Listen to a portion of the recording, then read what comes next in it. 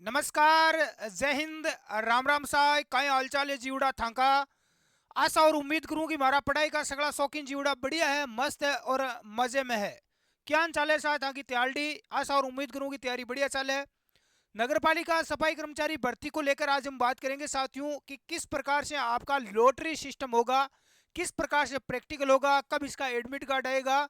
और बहुत सारे लोग बोल रहे हैं कि सर इसमें संशोधन करने की लास्ट डेट क्या है, क्या 2 अप्रैल आज ही लास्ट डेट है या 4 अप्रैल तक होंगी संशोधन।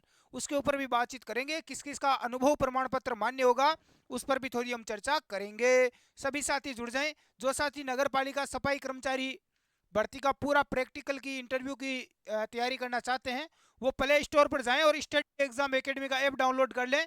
इसमें आपको पूरा सेपरेट कोर्स, सफाई कर्मी की ई बुक वगैरह मिल जाएगी। साथ में पशु परिचर या अन्य एग्जाम की आप तैयारी करना चाहते हैं तो उसकी भी आपको क्लासें वो मिल जाएगी। अब साथियों देखो, आज न्यूज है ये, थोड़ी सी हम उसके ऊपर बात कर लेते हैं। सफाई कर्मचारी भर्ती के आवेदन में सुधार आज और सुधार करने का आपको मौका दिया गया। लास्ट डेट है आज 2 अप्रैल। राजस्थान में 24,700 पर भर्ती निकली है। अभ्यर्थी आवेदन पत्र में सुधार 2 अप्रैल को भी कर सकेंगे। आज आपकी लास्ट डेट है। आज आप कोई भी सुधार करवाना चाहते हैं तो उसमें आप करवा सकते हैं। अनेक अभ्यर्थियों ने निजी संस्थानों में सफाई के काम का अनुभव प्रमाण पत्र पहले लगाया है। आपने भी लगाया होगा निजी संस्थानों में। ऐसे अभ्यर्थियों को आवेदन पत्रों में नया अनुभव प्रमाण पत्र लगाना पड़ेगा।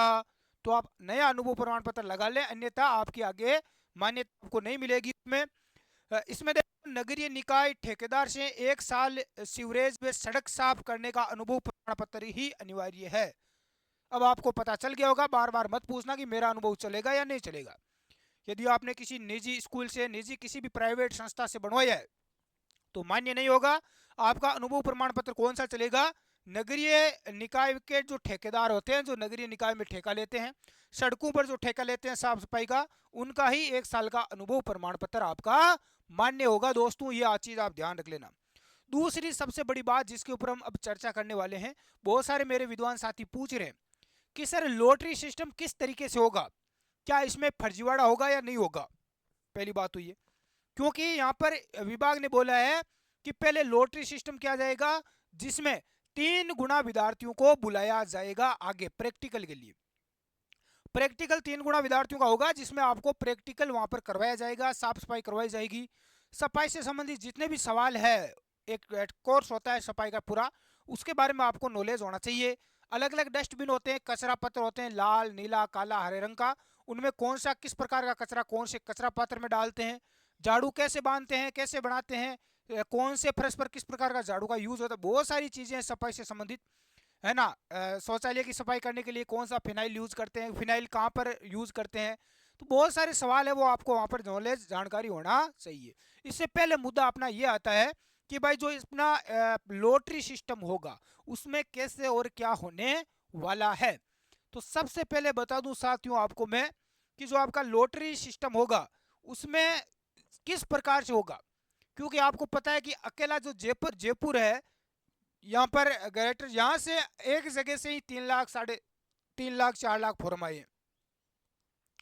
तो 3.5 लाख, 3.5 लाख या 4 लाख विद्यार्थियों, स्टूडेंट है, जो विद्यार्थी है, इनका किस प्रकार से लॉटरी सिस्टम होगा, ये सबसे बड़ी दिक्कत है।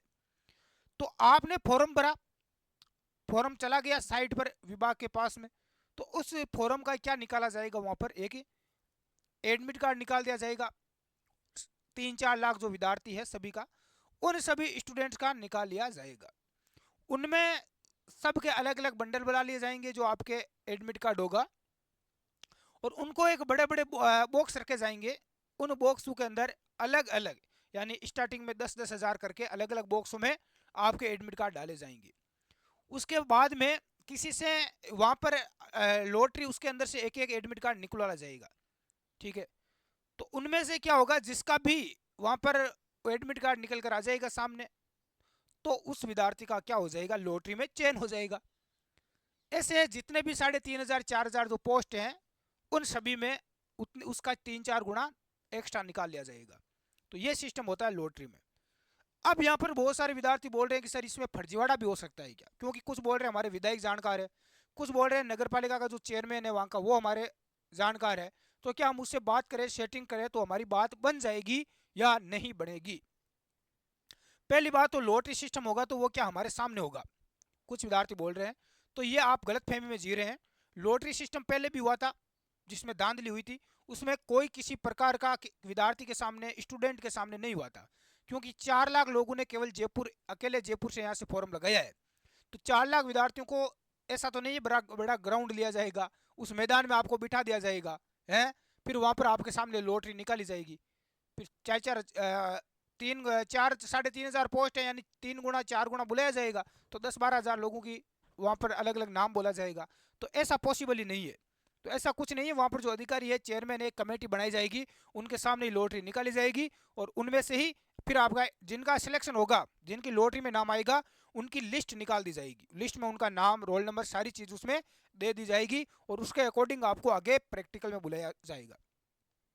तो क्या गुरुजी इसमें वहां पर जिनके जो जानकार है उनकी निकालेंगे? तो बिल्कुल जानकार है तो उनकी वो निकाल लेंगे, कोई बड़ी बात नहीं है उसमें। ये फर्जीवाड़ा, ये धांधलियां, अरे राजस्थान में आरएस का पेपर बिक गया, फर्स्ट ग्रेड टीचर फर्जी बैठे हैं स्कूलों में, सेकंड ग्रेड रीट में बैठे हैं, सब इंस्पेक्टर थानादार फर्जी बैठे हैं, हर विभाग में फर्जी लोग बैठे हैं, पुलिस कांस्टेबल फर्जी बैठे हैं। तो इसमें कौन सी बड़ी बात है सफाई कर्मी? ये फर्जीवाड़ा और धांधली करेंगे, इसीलिए इन्होंने लॉटरी सिस्टम लागू किया है, क्योंकि इनको बड़े स्तर पर धांधली और घोटाला करना है। फिर प्रैक्टिकल में तो इनके हाथ में, प्रैक्टिकल में पास करना, नंबर देना। तो ये एक षड्यंत्र है युवाओं को गुमराह करने का। तो यहाँ से आपको समझ में आ गया होगा कि कैसे होगा आगे, और ये भर्ती अब कब तक होगी। तो अभी तो देखो 21 अप्रैल को चुनाव है, पहले दूसरे चरण के। जैसे ही अपने चुनाव कंप्लीट होंगे उसके बाद में आपको ये लॉटरी वाला सिस्टम है ये चालू हो जाएगा। ठीक है, विभाग जैसे ही यहाँ पर सभी को अलग अलग, हर विभाग के अंदर अभी सारे लोग चुनाव में लगे हुए हैं, एक तरफ से हम देखें तो जैसे ही सभी फ्री होंगे तो उसके बाद में आपका ये सिस्टम ये चालू हो जाएगा, और अप्रैल लास्ट में और मई के अंदर भर्ती प्रक्रिया वो चलने लग जाएगी, स्टार्ट हो जाएगी। वैसे सरकार ने बोला है अभी कि भाई आचार संहिता में ही भर्ती प्रक्रिया वो आपकी चालू रहेगी, बंद नहीं होगी, तो आप निश्चित रहें। और आपको कोई डाउट है भर्ती के बारे में तो आप पूछ सकते हैं। ज़्यादातर विद्यार्थी यही पूछ रहे हैं कि मेरा अनुभव चलेगा या नहीं चलेगा। तो गूंगी बेरी अंधी सरकार है, अंधा सिस्टम है अपना, भ्रष्ट है पूरा मामला ही, तो इसमें कोई बड़ी बात नहीं है। कई लोग ऐसे हैं जिन्होंने ठेकेदारों से नहीं बनवाए हैं, तो इस यदि उनकी वहाँ जानकारी है तो वो वहाँ पर जो अधिकारी, कर्मचारी, चेयरमैन वगैरह बैठ रहे हैं तो वो उनको भी सिलेक्ट कर लेंगे, क्योंकि आपको पता है कि टीचर भी फर्जी डिग्रियां लगाकर, एमए की, एमए बीएड की फर्जियां डिग्री लगाकर टीचर बन गए गवर्नमेंट। तो यहाँ पर कौन सी बड़ी बात है? कोई बड़ी बात नहीं है इनके लिए, है। तो ये गूंगी बेरी लोग हैं, ये सुधरने वाला नहीं है भाई सिस्टम इतना आसानी से, उसमें टाइम लगेगा। और आपको कोई डाउट है, कुछ पूछना है तो आप पूछ सकते हैं। अन्य कोई जानकारी चाहिए तो आप अपना टेलीग्राम और व्हाट्सएप ग्रुप ज्वाइन कर सकते हैं, स्टडी एग्जाम एकेडमी, मेरे व्हाट्सएप पर भी मुझे कांटेक्ट कर सकते हैं। धन्यवाद, जय हिंद साथियों।